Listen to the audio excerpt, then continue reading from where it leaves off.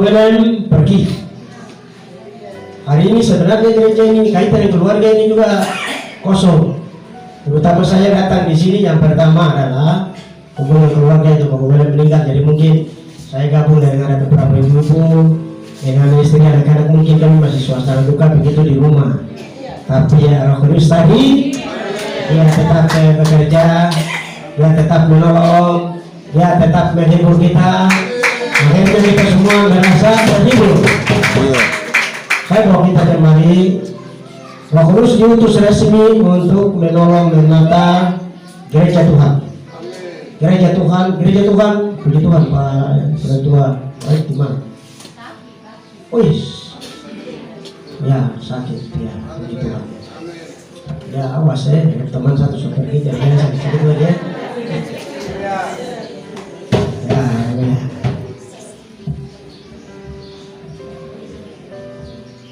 Di tanah Papua, Roh Kudus dicurahkan di atas tanah ini. Dia menyimpulkan ada beberapa jemaat-jemaat yang sudah terbentuk di seluruh tanah Papua. Dua Kepulauan, yang Penoroben, yang Trubor, sudah Roh Kudus sudah turun ke atas beberapa umat dan bentuk jemaat sudah ada di sana semua. Jadi mereka dulu punya jemaat, punya semua aset dan lain-lain seperti yang sekarang kita lakukan ini. Jadi mereka sudah di situ semua. Dan kalau begini, mereka akan membuat kejutan besar bagi seluruh tanah Papua. Awalnya mereka membuat satu kejutan besar. Orang bertanya-tanya, kenapa jemaat ini, kelompok ini berkumpul? Kalau ibadah-ibadah biasa mau menyanyi dengan lagu bahasa Indonesia, kami bisa tahu memuji Tuhan. Ya, mereka bicara firman Tuhan dengan bahasa Indonesia, kami bisa tahu bahasanya. Tapi satu bahasa yang lain itu bahasa apa? Bahasa roh, itu bahasa apa? Ada yang cari sampai di seluruh, tidak akan dapat, tidak akan temu. Walaupun pendeta sekalipun, mereka pergi mengarungi proses pendidikan, ya di dunia teologi digelarkan jadi ya pendeta STH MA sampai sekalipun, bagian yang kita miliki mereka tidak tahu. Sekalipun bagian yang kita miliki ini mereka tidak tahu. Mereka kumpul menyembah, ibadah di gereja-gereja, bangun gereja megah. Hadirkan semua hebat. Pejabat, orang yang punya uang, orang yang punya harta benda, kekayaan dunia yang besar-besar hadir di gereja-gereja mereka. Tetapi tubuh Kristus ini menghadirkan batu-batu yang dibuang oleh tukang bangunan, orang-orang yang tidak betul satu. Begitulah. Matias, kau berdiri. Ya, ulang, baru. Sekarang kau berdiri, bilang haleluya, saya siap. Silakan berdiri.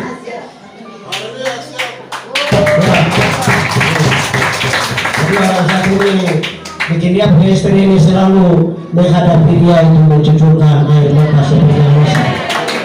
Karena menghadapi karakter yang satu ini, dia minum mabuk itu dia tidak mau tahu. Istri kau menangis, kami nangis air mata yang jadinya air mata sampai air mata jadi darah, tidak perlu yang namanya pentua Matias Nana sekarang ini. Ya, dari waktu ke waktu dia hadapi puji Tuhan. Istri mempunyai kemampuan, istri mempunyai kendali yang kuat. Dia berdoa. Kau suami mau jago apa? Kau suami mau buat apa? Biar kau suami mau kasih habis uang, minum sampai kasih habis uang, istri tidak perlu. Dia berdoa, dia bergumul, ya sampai apa yang terjadi.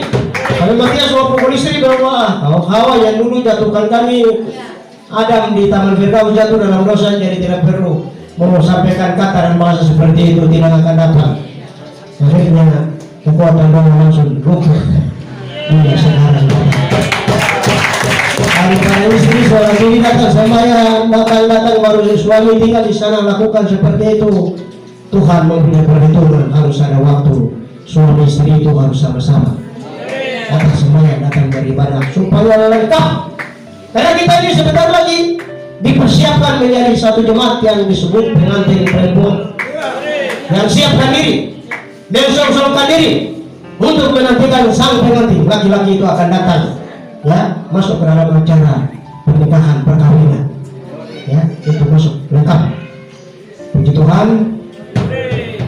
pergi, ya haleluya, Ananias kau balik sampai lihat, boleh tidak ada, puji Tuhan. Ya, Pak istri kau lihat di samping, boleh tidak ada. Ya, hamba suami istri mau lihat sampai kiri kanan, boleh sudah tidak ada. Kamu punya rumah bersahabat ya, kau lihat pemuda semua, kamu mau lihat-lihat, kamu punya orang tua satu itu tidak ada bersama dengan kita di hari ini. Kenapa dia pergi? Dia sudah cukup bekerja banyak di pekerjaan ini. Dia sudah cukup bekerja banyak di pekerjaan ini. Welem dengan dia punya kawan-kawan. Sejak pada waktu itu mereka itulah yang memulai muncul, dikenal, ditahu persekutuan pemuda belajar. Welem dengan dia teman-teman di zaman itu. Mereka ini muncul baru dikenal, ditahu, mereka itu adalah orang pemula yang mulai muncul sebagai pemuda belajar di zaman itu. Ya, di zaman itu mereka muncul. Mereka tekuni pekerjaan ini sejak itu terus sampai Welem yang ada dan meninggal kemarin kita makam dia. Ya, dia tidak pernah mundur dan jauh. Ya, tekuni pekerjaan Tuhan ini terus sampai mati. Sampai mati. Ya, hampir-hampir juga ya, ada kerja fisik-fisik yang langsung mati di tempat lalu kamu angkat kau pergi. Ya, puji Tuhan. Ya, tapi ya Tuhan. Ya, atau begitu ya, sebentar saja di rumah, puji Tuhan. Tekun dari pekerjaan ini sampai harus selesai. Dan tekun sampai akhir, kalau kamu diselamatkan. Saya bawa kita berpikiran kembali lagi pekerjaan Roh Kudus dicurahkan di permukaan bumi untuk tata gereja. Pendeta, vikaris, siapapun terhebat di dunia gereja organisasi dalam bentuk apapun, kalau dia tidak berbahasa roh, kalau dia tidak menyembah Tuhan dalam roh, kamu yang terjadinya roh mulai dia berhasil sobat. Ya, perjuanganmu tidak meraih keberhasilan nanti, puji Tuhan. Ya, kerja semestinya menurut diri mabet menguasai mesej, jadi ya menguasai mesej maka juga ya sampai anak yang lahir asli dia yang baru saja bicara mesej dia dengan itu baru bicara bahasa apa saja itu bahasa apa saja. Ya saya belajar makan keladi banyak supaya bicara bahasa daerah sana.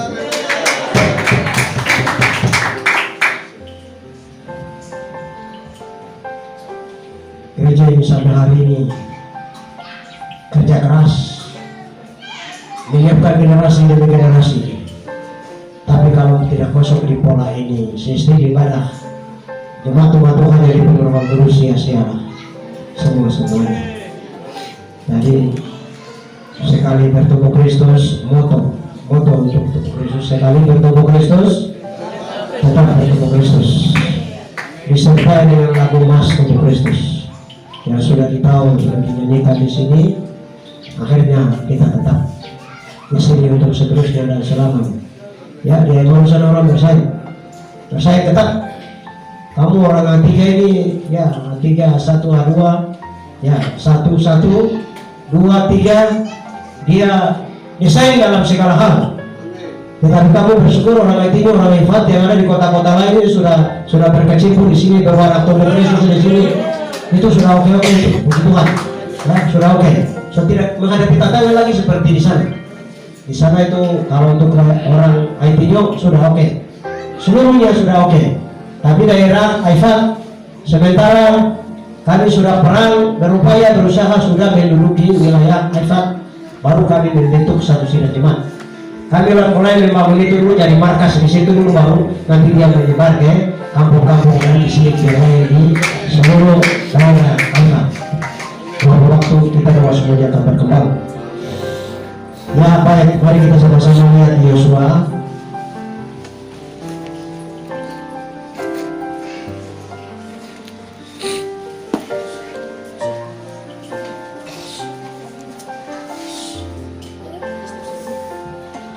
Ulangan pasal 34, baca kopinya saja baru nanti kita pindah ke Yosua.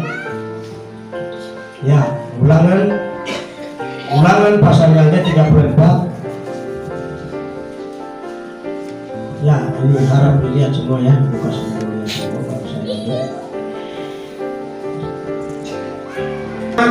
pasal 63 saya hanya bawa kita lihat di yang punya surat. Bapak Ibu kalau tulis surat dulu di zamannya kami, tapi zamannya kami ini gila otomat. Dari Indonesia komunikasi dan punya informasi tidak lagi lewat kantor pos surat, tapi sekarang sudah canggih. Jadi dia lari saja ikut angin saja cepat sampai di angin juga terlambat. Tapi namanya dunia informasi, dunia komunikasi dan dunia informasi, mau kelawan dengan angin juga lambat. Itu dia lari cepat orang dengan di sana. Ya baik. Kematian Musa. Ya kita bilang ya di depan itu Yosua. Di depan Yosua. Ya oke, semua ikuti perintah Tuhan kepada Yosua untuk merebut Kanaan. Ya masuk ayat 1. Sesudah Musa hamba Tuhan itu mati, berfirmanlah Tuhan kepada Yosua bin Nun abdi Musa itu demikian, hambaku Musa telah mati, sebab itu bersiaplah sekarang. Puji Tuhan. Ya, bersiaplah sekarang, seberangilah semua Yordan ini, engkau dan seluruh bangsa ini menuju negeri yang akan kuberikan kepada mereka, kepada orang Israel itu. Setiap tempat yang diinjak oleh telapak kakimu kuberikan kepada kamu seperti yang telah dijanjikan kepada Musa. Daripada gunung-gunung Lebanon yang setelah di sana itu sampai ke sungai besar, yakni sungai Efrat, seluruh tanah orang Het sampai ke laut besar di sebelah matahari terbenam. Semuanya itu akan menjadi daerahmu. Puji Tuhan. Ya baik, ya, kita ikuti di situ. Kematian Musa. Bapak Ibu Tuhan, dia adalah bagian yang sudah dikategorikan, sudah dikelompokkan masuk di kelompok Musa. Karena zaman itu baru muncul pekerjaan Tuhan nanti. Kalau memang ada waktu saya akan jelaskan nanti. Ya 1-2 hari saya masih ada bersama di sini. Saya akan jelaskan tentang apa itu langkah start. Langkah start dari kita memulai pekerjaan ini. Langkah start pertengahan terus sampai akan mengakhiri perjalanan nanti ke depan. Musa mati zamannya Bapak William ini bersama dengan kitab orang tua kita di zaman itu, yang namanya Bapak William Sosa, Bapak Diat Haru, Bapak Edikare, yang namanya Bapak Kris Sosa, dan tua yang lain-lain di zaman itu, Bapak Robi, Tobias ini baru kecil kemarin. Saya sebagai hamba Tuhan, Tobias itu masih ada di tingkatan SMP, sekolah SMP. Saya sudah jadi hamba Tuhan. Ya, puji Tuhan. Karena kecil-kecil ya waktu ikut itu ya ibu hamba ini, ibu gembala ada duduk satu ini, ibu Matias ada duduk, mereka ikut betul, tangkap betul, terjemahkan betul, tahu betul. Ya, walaupun kalian mereka teman-teman itu kelompok yang sudah ya pemula toh sudah oke dia tingkat di atas. Ya, tetapi mereka ini melekat, sudah masuk langsung terlibat melekat dengan kelompok yang dikaderkan Musa, Yosua dan Kaleb. Jadi dikaderkan mereka ini oleh teman-teman ini. Benar-benar sudah terlibat masuk sebagai kelompok yang dikaderkan. Sejak itu, ya, yang namanya oleh ini kolesterol ini ada 2. Ya, kolesterol ini ada 2, satu jadi almarhum, satu sekarang masih ada. Terus lagi sampai ke Otovianus Rosa, Tobias ini, terus siapa ini, Freddy Kambu, duta dalam negeri atau luar negeri itu, duta.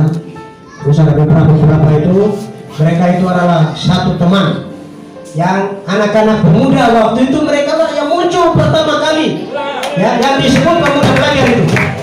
Mereka muncul di zaman itu. Makanya Bapak William bersama dengan kamu di sini, dia sudah banyak mentransferkan banyak pengalaman.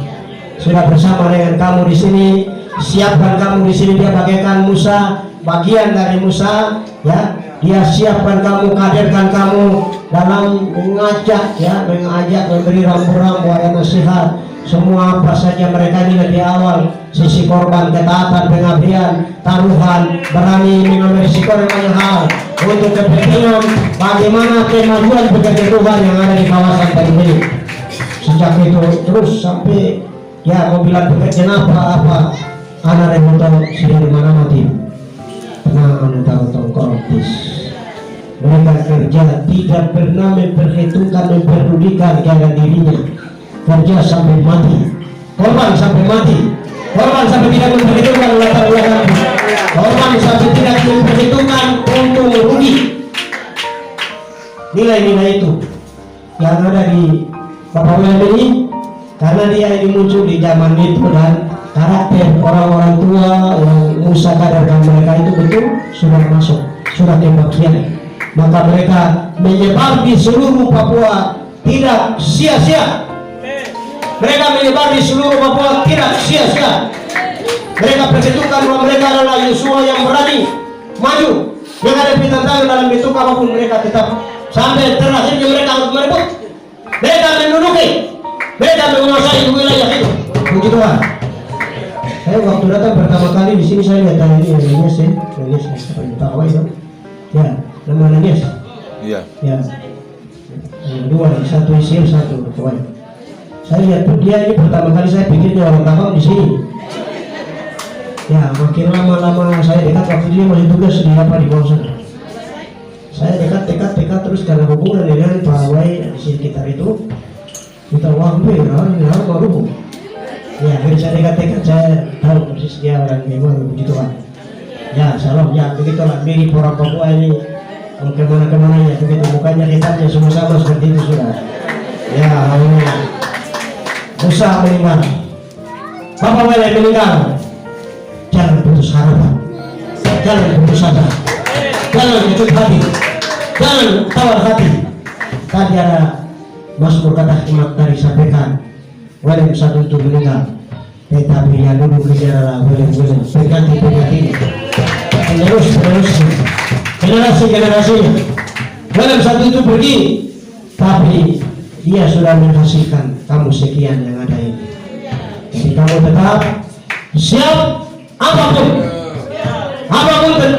tantangan di kawasan Teluk ini. Nilai tantangan seperti apa, bentuk tantangan seperti apa, puji Tuhan.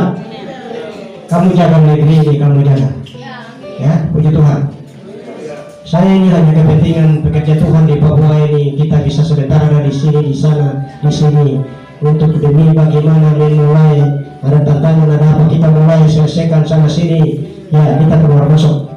Ya, kamu yang ada di sini sekali bertemu Yesus tetap bertemu Yesus itu untuk komitmen harga mati. Ya, itu sudah kebahagiaan. Puji Tuhan. Ya, yang mudah-mudahan tubuh Kristus ini sama saja seperti suami. Tubuh Kristus sama saja seperti suami dan istri. Jadi tubuh Kristus ini nilainya sama seperti itu. Jadi memiliki dia seperti kau memiliki suami, kebalikan. Ya, suami memiliki istri. Tubuh Kristus ini nilainya sama, merasa memiliki. Sebab itu Tuhan Allah di surga wariskan itu secara resmi kepada kita. Kalau ada orang yang sebenarnya baru mundur dari gereja ini, dia rugi.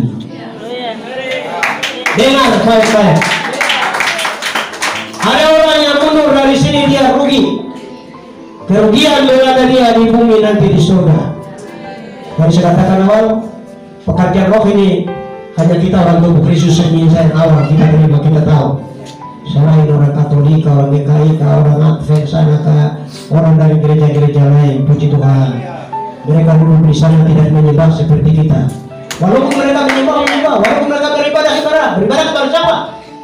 Kalau mau beribadah kepada Tuhan Allah mereka, kalau menyembah Allah itu harus menyembah Dia di dalam roh dan kebenaran. Dengan ini dia punya tingkatan. Ini ada perbedaan terlalu jauh sekali. Orang beribadah, orang pergi di sana bergereja, berjemaat, walaupun dalam sistem penataan luar biasa canggih sekalipun, tetapi manajemen sistem ibadah yang bertaraf surgawi tidak ada di sana.